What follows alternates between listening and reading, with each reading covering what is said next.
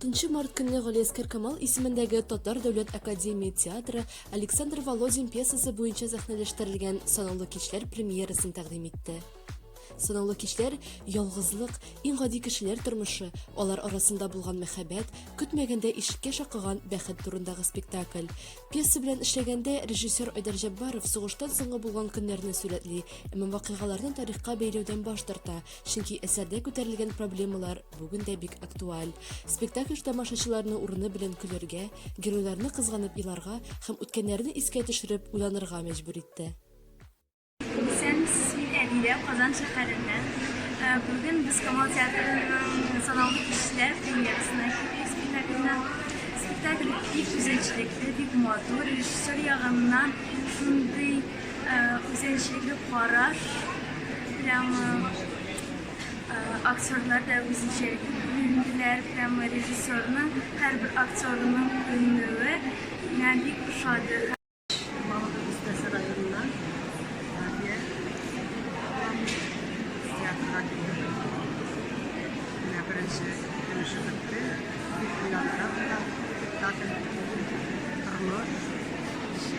Şey yazmışı, ağır yıllar,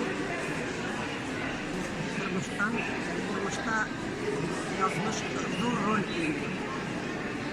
Yani kişinin doğruluğu, durmuşta son kadar. Ben Takirova Dilara Layış rayonundan. Ben Çupan isimli Kazan'dan.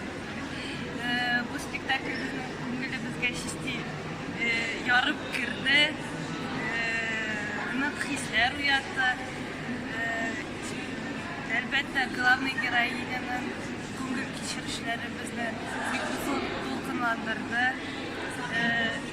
Жылап беттик, шулай бит. Главный героиня бик кызганычты.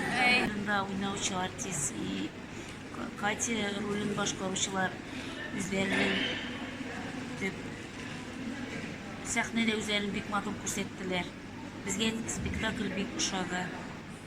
Аларга киләчәктә зур уңышлар теләп калабыз. Тагын да шулай күп матур спектакльләр белән безне шатландырсыннар. Без